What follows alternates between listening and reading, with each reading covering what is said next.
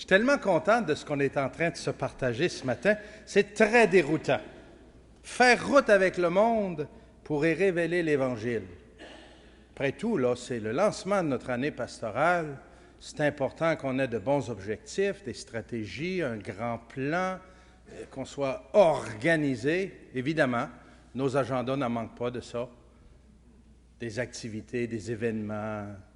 On travaille fort. On a de grosses responsabilités. On prend très au sérieux notre travail, notre ministère, et c'est très bien.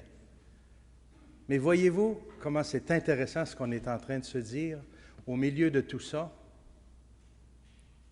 Et ce qui doit habiter tout ça, c'est la qualité de notre présence sur la route et sur les routes humaines, les routes du monde, les tables du monde. C'est parfois notre pastoral du café, notre accueil, notre silence. On a regardé les unes du monde qui sont souvent l'occasion d'échanges, de partage, où on peut se laisser interpeller et apporter. La route, c'est souvent le lieu propice à la fois de la rencontre et de la révélation, lieu de témoignage de foi.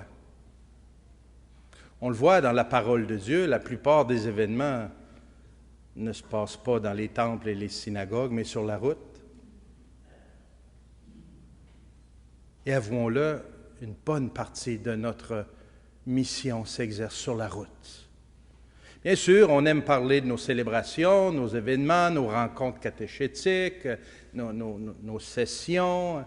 Oui, ça a sa place et c'est nécessaire. Mais ce matin, on est en train de se redire que pour vivre cette mission-là, tous les lieux, tous les moments, toutes les rencontres sont d'excellentes occasions pour révéler l'Évangile, pour toucher du doigt la présence de Dieu. Être à l'écoute, présent à la vie qui est là. La qualité de notre présence. On pourrait être des gens qui attendent de grands événements, de grands rassemblements. Quand on va arriver à tel événement dans la communauté, dans le diocèse, dans la paroisse, enfin, il va se passer quelque chose. Mais aujourd'hui, dans cette personne, ce couple, cette famille endeuillée que je dois rencontrer, dans cette visite qu'il me semble que je suis appelé à faire, me laisser dérouter pour aller à la rencontre de quelqu'un, ça peut être l'occasion de révéler l'Évangile. Il me semble qu'on est en train de se dire ce matin, et ça peut nous habiter tout au long de l'année, nous ne voulons pas manquer les rendez-vous de la vie. Nous ne voulons pas manquer un coup de patin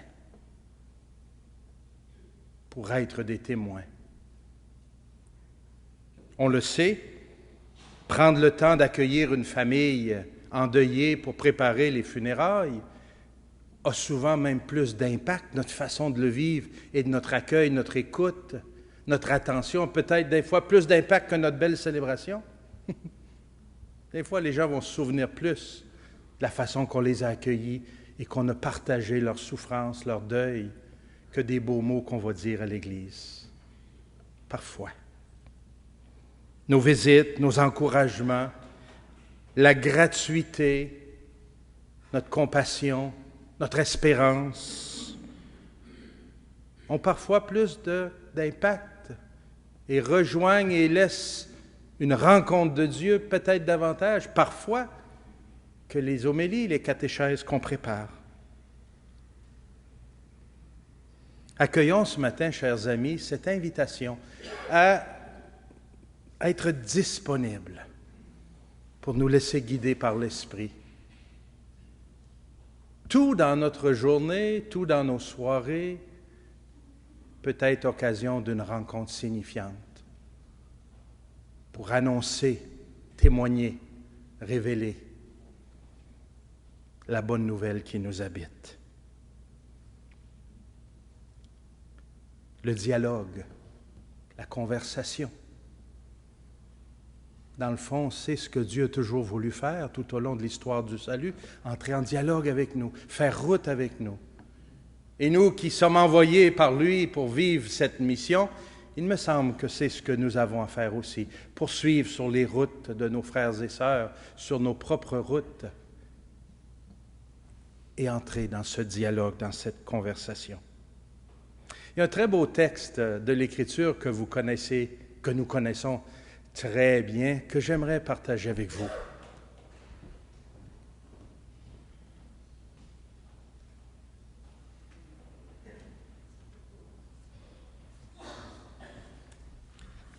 On le retrouve dans les Actes des Apôtres au chapitre 8, les versets 26 à 40. Une rencontre déroutante qui révèle Dieu lorsque quelqu'un se laisse déranger, se laisse guider par l'Esprit et accepte d'ouvrir la bouche. Non seulement d'être présent, mais d'ouvrir la bouche et de témoigner de sa foi. L'ange du Seigneur s'adressa à Philippe. « Tu vas aller vers le Midi, lui dit-il, sur la route qui descend de Jérusalem à Gaza, elle est déserte. » Et Philippe partit sans tarder. Or, un eunuque éthiopien, haut fonctionnaire de Candace, la reine d'Éthiopie, et administrateur général de son trésor, qui était allé à Jérusalem en pèlerinage, retournait chez lui. Assis dans son char, il lisait le prophète Isaïe. L'Esprit dit à Philippe, « Avance et rejoins ce char. » Philippe y courut, entendit l'eunuque qui lisait le prophète Isaïe et lui dit, « Comprends-tu vraiment ce que tu lis? » « Et comment le pourrais-je, répondit-il, si je n'ai pas de guide? » Et il invita Philippe à monter s'asseoir près de lui. Et voici le passage de l'Écriture qu'il lisait. « Comme une brebis que l'on conduit pour l'égorger, comme un agneau muet devant celui qui le tond, c'est ainsi qu'il n'ouvre pas la bouche. Dans son abaissement, il a été privé de son droit. Sa génération, qui la racontera? Car elle est enlevée de la terre, sa vie. » S'adressant à Philippe, l'eunuque lui dit, « Je t'en prie, de qui le prophète parle-t-il ainsi? De lui-même ou de quelqu'un d'autre? » Philippe ouvrit alors la bouche, et partant de ce texte, il lui annonça la bonne nouvelle de Jésus. Poursuivant leur chemin, ils tombèrent sur un point d'eau, et l'eunuque dit, « Voici de l'eau, qu'est-ce qui empêche que je reçoive le baptême? » Il donna l'ordre d'arrêter son char. Tous les deux descendirent dans l'eau, Philippe et l'eunuque, et Philippe le baptisa. Quand ils furent sortis de l'eau, l'Esprit du Seigneur emporta Philippe, et l'eunuque ne le vit plus, mais il poursuivit son chemin dans la joie. Quant à Philippe, il se retrouva à Azotos, et il annonçait la bonne nouvelle dans toutes les villes où il passait, jusqu'à son arrivée à Césarée. Parole du Seigneur. Quelle merveilleuse rencontre. On a envie de ça très souvent, de ces rencontres, très semblables à celle-là.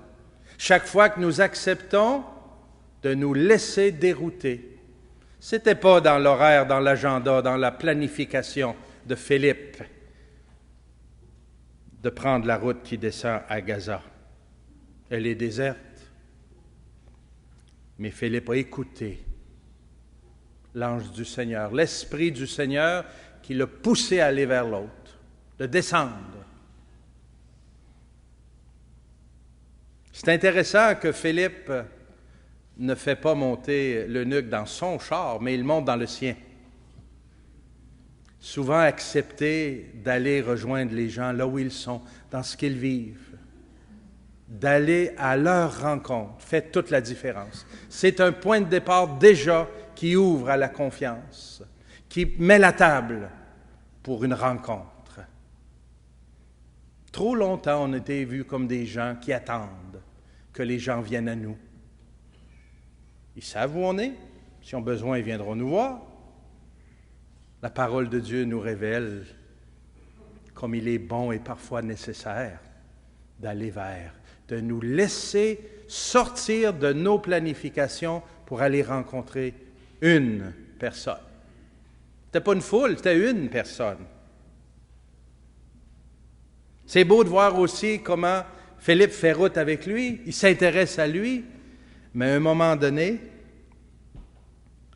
l'Esprit lui dit « Ouvre la bouche et parle ». Et cet aspect de notre mission est aussi important. Nous le savons, la présence, le témoignage de vie, c'est fondamental, c'est indispensable. La qualité de notre présence, de notre être, déjà dit beaucoup. Mais à un moment donné, nous savons aussi qu'il est nécessaire d'ouvrir la bouche et d'annoncer la bonne nouvelle de Jésus. Philippe ouvrit alors la bouche. Partant de ce texte, il lui annonça la bonne nouvelle de Jésus. Il part du texte d'Isaïe, mais il part du lieu où se trouve l'eunuque. Il part de lui. Et ça, je trouve, c'est une belle façon de vivre notre vie pastorale. On souhaiterait que les gens soient rendus ailleurs, qu'ils soient rendus plus loin, qu'ils soient rendus plus dans les profondeurs, dans les hauteurs, qu'ils soient ailleurs que l'endroit d'où ils se trouvent. Mais nous devons les prendre là. C'est ça qui est ta vie aujourd'hui, c'est ce qui t'habite, c'est ce que tu vis, on part de là. Jésus a toujours pris les gens où ils étaient, mais pour les aider à aller plus loin. Vous m'avez certainement déjà entendu répéter cette phrase qui, moi, me fascine et qui m'anime beaucoup dans ma façon d'être.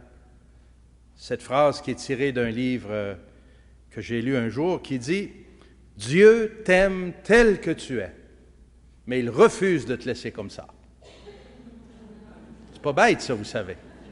Dieu t'aime tel que tu es. N'en doute pas, il te connaît, il t'aime.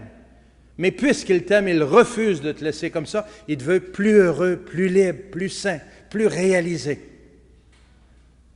Et c'est comme ça, nous aussi, il me semble, qu'on peut vivre notre mission. On regarde les gens, on les prend là où ils sont, dans des situations parfois invraisemblables, dans des conditions absolument inhumaines, ou des douleurs, des souffrances, de l'agressivité. On les prend là où ils sont. Et on ouvre la bouche pour les amener plus loin. Chers amis, à travers tout ce que nous aurons à vivre cette année, vous et moi, dans notre mission, dans nos engagements, moi je demande au Seigneur qu'on ait cette disponibilité à l'Esprit pour nous laisser guider. Je demande au Seigneur qu'il nous donne aussi l'art d'être en dialogue, en conversation, l'art de la qualité d'une présence. Toute personne, toute rencontre, tout événement. Après tout, c'est pour cela que nous avons donné notre vie, pour servir, pour être des témoins, pour annoncer l'Évangile. On va bien sûr continuer de bien préparer nos célébrations. On va faire l'impossible pour avoir des projets catéchétiques et toutes nos activités de paroisse et de mouvements et de vie consacrée qui soient les plus signifiantes possibles. Mais à travers tout ça, sur les routes de la vie, nous voulons ne pas manquer un seul coup de patin. Nous voulons vivre et révéler l'Évangile et faire route avec les gens. Une à la fois. Souvent, je me fais questionner sur ce petit insigne qu'il y a ici sur mon veston, un hameçon. Vous l'avez remarqué sur mes armoiries aussi. Un symbole très important pour moi. Un hameçon. C'est quand on va à la pêche, avec un hameçon, on ne prend qu'un poisson à la fois.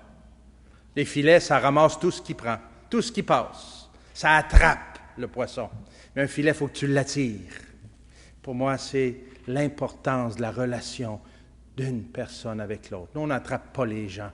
On veut les attirer à celui qui est le chemin, la vérité et la vie. C'est ce que je demande au Seigneur cette année pour chacune d'entre nous. Faire route avec le monde pour y révéler l'Évangile.